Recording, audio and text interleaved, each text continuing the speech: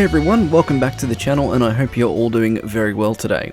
Now, the Italian tree is something I haven't focused too much on in my time playing War Thunder, so I've been thoroughly enjoying my experiences learning some new aircraft.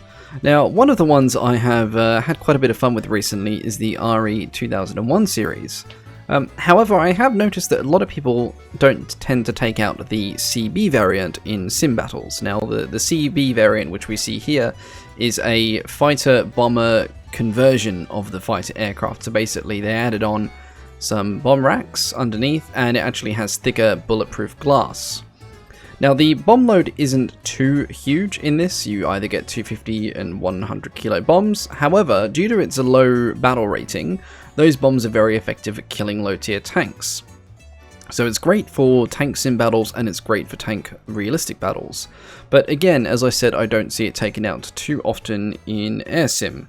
Now, there are some performance penalties involved with this aircraft because it's got, the added weight of the racks and the bulletproof glass, but it's honestly fairly negligible in the grand scheme of things. So I thought, you know what?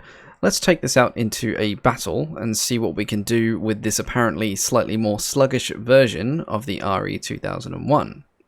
So I hope you enjoy. So I ended up finding a Tunisia match, which seems pretty appropriate considering whenever I think of World War II era Italian aircraft, my brain often fills me with images of them flying over the African desert. So there we go, at least we have a fairly historically appropriate game here. Now, with the Re.2001, I found it to be an aircraft that does like to overheat incredibly quickly, so that is something that you will see me monitoring quite a bit during the course of this video. Now, the first engagement we get is with a P40, not too long after we've actually gotten up to decent altitude. We open with the first salvo here, we don't seem to get any hits, and we enter into a fight where I immediately make my first mistake, where I haven't initially checked my airspeed on that first pass. The thing is, the Re.2001 picks up a lot of speed very easily in a dive, and I shouldn't have gone into this maneuver fight because I had far too much speed and far too much energy. I should have actually just pulled up and then chosen to re-engage at a later time. Because of this, the P40 was actually, at the beginning of this engagement, more manoeuvrable than me because I had too much speed and my control surfaces were compressing too much, and as you can see here, I'm being outmaneuvered by it quite easily. Now, with the Re.2001, as you can see, it actually has elliptical wings, much like a Spitfire. This makes it very good in the turns, but it is only good in those turns at medium to low speeds. Airing more towards the low speeds, I find it's honestly better as a low speed turner rather than a medium or a high speed turner. But by this point in the fight, we have bled off all of that excess speed, and we now are the more manoeuvrable of the two aircraft here, and I start gaining the advantage over the P40. Now, the P40 pilot has realized this and begins to change tactics and attempts to, I think at this time anyway, flee from me. However, as you're about to see, he's doing something a little bit differently. Yes, he has dropped his landing gear. I don't know whether I had critically damaged his engine or if this was simply a strange symbol of submission. However, not too long after this, I realized that he was actually being quite a deceptive bugger. After seeing that nothing had come up in the kill feed yet to say that I had shot down this aircraft, I cast my vision back over to where he is, and I see the plume of smoke is moving. In fact, the P40 is actively taking off, and is trying to sneakily run away back to its airfield after I had supposedly, air quote, shot it down. Now, we didn't obviously take this sitting down, and we promptly chased it down and blew it out of the sky in a fireball of sadness.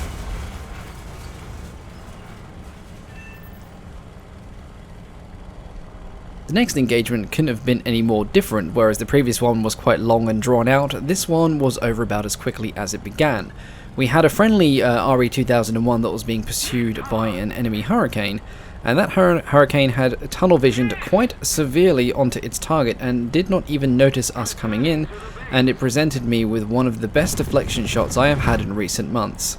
It was absolutely beautiful.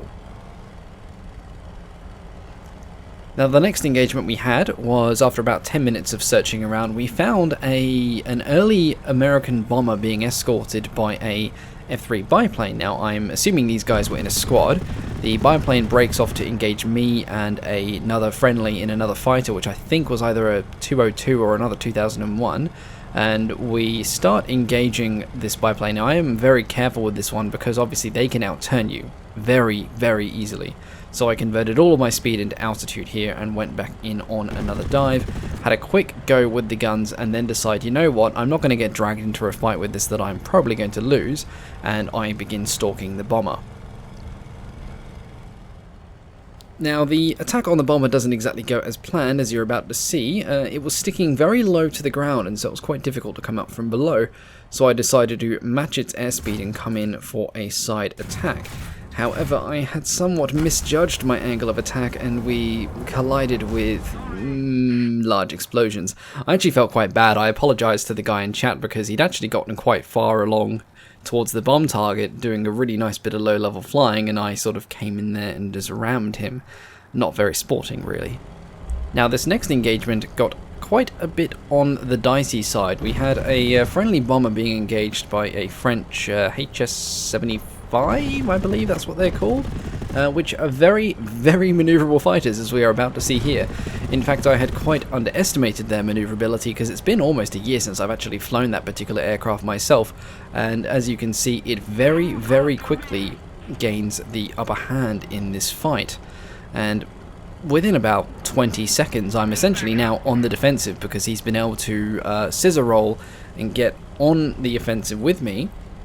I cannot turn as nearly as well as this aircraft can, so I am now forced into a downward spiral essentially to just try and keep the speed up whilst also being maneuverable and, you know, staying as a mobile target. I do know that there is a friendly nearby to render assistance, but I'm not too confident as to how effective they are going to be, considering this guy is right on my tail. So at the moment this is essentially just, I wouldn't say panicked maneuvering, but this is definitely energetic maneuvering, and I'm just looking over my shoulder here and there and just seeing this aircraft is incredibly close, you know, within only a couple of 100 meters of me.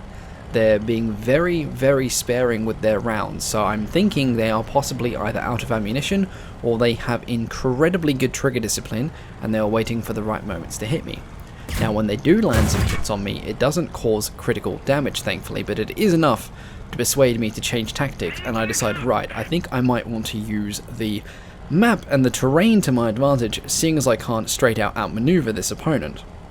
Now, on the Tunisia map, I happen to be right near where the sort of tank battle area is, and I know there's lots of rocks and trees and gullies, and there's that bridge that you can go under and look cool in, so I aim straight for that and hope that my abilities as a pilot for navigating this area gets the better of my opponent.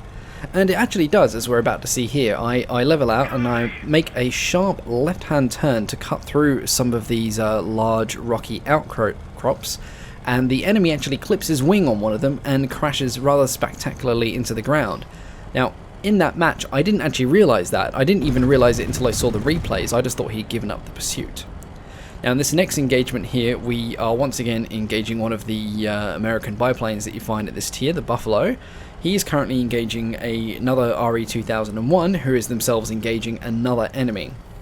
Now, we made a quick pass on it, fired off a couple of rounds, didn't get any good hits, so I decided, right, let's climb up to altitude and get a real good line on this guy, because if you mess up a run on this and you don't have enough speed to get away, these things will outmaneuver you incredibly quickly, and it can be incredibly dangerous. So always carry speed when going against a biplane, and always try and aim either for the wing route or just outside it, because those things have a habit of snapping wings very easily, like we just saw there.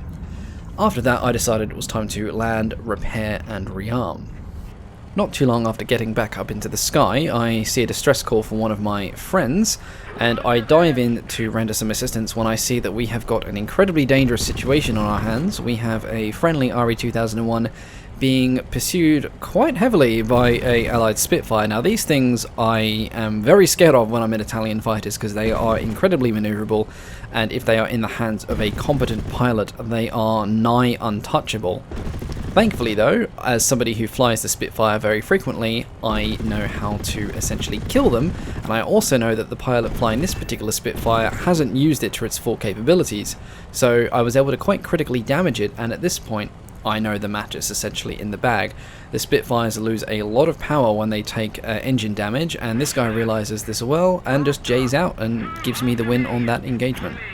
And it's at this point in the match I encounter one of the quirkier things that you sometimes encounter in Sim, which is somebody just having an absolute laugh. So there's a guy just flying around in an early tier French bomber with the aerobatic smoke on, doing loops, and I'm, you know, he's either bored or he's just having a lot of fun with it. Either way, I actually take my hat off to this person, because honestly, this is somebody who's just having a lot of fun and doing loops, and they know that they are in a bullet sponge. Like, this particular bomber takes quite a while to take down.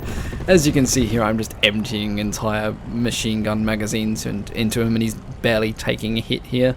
That is the one downside with a lot of the earlier tier aircraft versus bombers. You know, very few are armed with cannons, and so, you know, if you've got quite a, not even a heavily armoured bomber, but a bomber where there's lots of empty space and it's difficult to hit vital parts, it takes a long time to kill them because you're essentially just shooting empty space. And it turned out that the guy was a fan of my channel, so there we go. We got a shout out for you. I hope you're watching. But I gotta admit, that did give me a good chuckle and was like a nice little interlude in the middle of this long match that this ended up being. Now, not too long after that, the match started getting quite busy. Quite a few players started joining on each side, and we started getting a lot of manoeuvrables. And by this point, I was getting incredibly comfortable with how to fly the Re.2001, and we just had an absolutely amazing pass on that guy. He is definitely going to be falling out of the sky in a fireball. Again, the fact that it only has machine guns can be a bit of a weakness for this aircraft, as it is with a lot of low-tier fighters. The strength of the Re.2001, I have to say, is in turning. Now, I don't mean tight turning, and I don't mean light turning. I say medium turning. It actually has incredibly good energy retention, I find, in sort of those medium turns. And if you need to pull a tight turn with this aircraft, it has amazing combat flaps. Without those combat flaps, it really can't do tight turns, but when you deploy those combat flaps, it can turn on a dime, and those flaps do help you stay in the air. It is obviously going to kill your speed, so it's only going to be good for like emergency situations when you need to quickly turn on something, or if you need to turn to avoid something. But some aircraft, combat flaps feel like a token gesture. On this one, they really do improve the performance, and I cannot advocate using them on this particular aircraft enough. Be that the CB variant that we're flying in this, or the regular 2001 series. They do absolutely amazing things with their combat flaps, and they can be very twitchy in the right hands. And not too long after noping out from that particular furball, I came across what was quite a spectacular encounter between one of my allies and an enemy aircraft. If we just watch here, they're approaching for a wonderful head-on. We're looking for something quite beautiful, and kablam! It was an explosive end to what could have been quite an interesting front row seat to a dogfight. Instead, I got a front row seat to a rather amusing collision. Not too long after that, another P40 was encountered, and I actually found quite a few in this game. They can often prove to be quite tough nuts to crack. The P40s I've always found to be able to tank quite a few hits, particularly, again, for the machine gun armed only aircraft that, you know, unless you are very good with your guns, it's going to take more than a couple of passes. On this one, we didn't get him in the first pass, however, we definitely hit something, and he's leaking a lot of oil. One of our allies down there is making a pass, and I'm keeping an eye out just to see if he takes him out or not, because I always like to give people the opportunity to get the kill on their attack run, but he still is flying afterwards, so we decide to make another run. It looks good, and yes, no, I don't think he's going to recover from that one. There is quite a lot of fire erupting from that particular airframe. I think he is quite thoroughly cooked.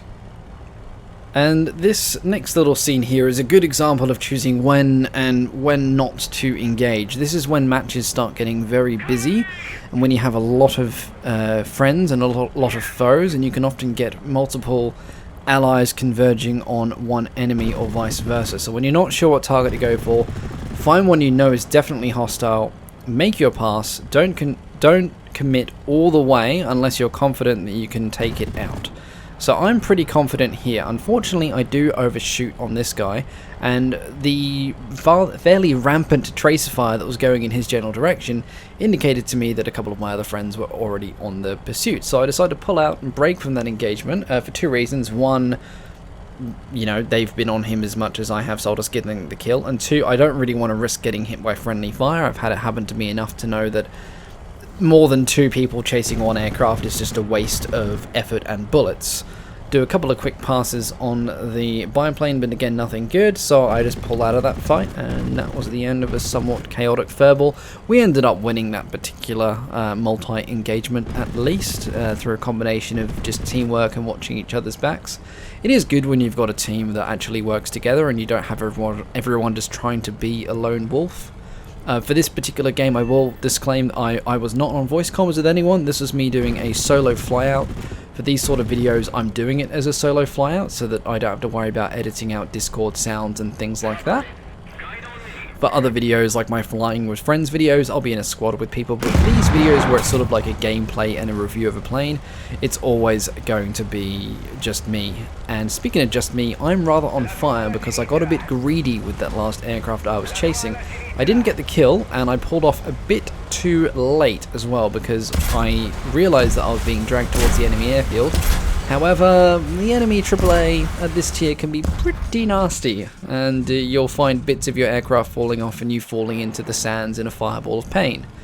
In the upper tiers, AAA can be very hit and miss. Now, by this point, the game was all but over, and I saw that we had a surveillance aircraft to kill, and once we took that out, it was essentially game, set, and match. And I believe, in fact, this was actually the final sort of kill of the match, and the aircraft disappears there because the game is ending, and we win. And we came in first place, which is always nice to see. And we made a pretty good haul as well for like a tier 2 game, you know, 55,000 RP, over 100k Silver Lion. Not a bad haul at all. All in all, it was a pretty successful game in the 2001 CB. I was expecting a little bit better performance in terms of its turning circle, however the effectiveness of the combat flaps definitely made up for it in certain situations. However, it's definitely an aircraft you need to learn how to fly defensively with, as it is often outperformed in terms of straight turning by a lot of its opponents like Hurricanes and some of the French HS aircraft. I think it's definitely one of the more difficult early Italian aircraft to fly. It does overheat very easily. You can't have it on full throttle a lot at all. Usually you need to stick it around, 85 to 90% throttle to prevent overheating.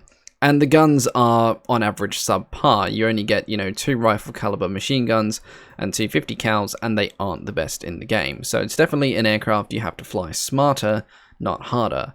But in the right hands, and with the right thinking and the right frame of mind, you can definitely do very well with this aircraft. So I hope you guys enjoyed this little demonstration of the 2001, and we will be back in the next video to look at something different. Thank you all for watching, and I hope you have a good day.